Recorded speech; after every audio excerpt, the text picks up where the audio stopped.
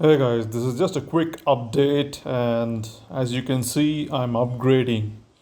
I'm upgrading from the Japanese refrigerator I used to ride to a British rumbler.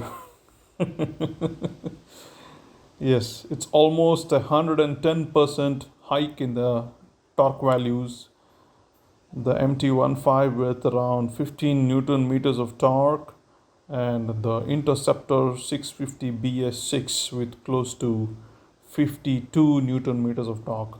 I really look forward to making more vlogs on my new motorcycle. Looking forward to that. Thank you very much. Catch you later. Ciao.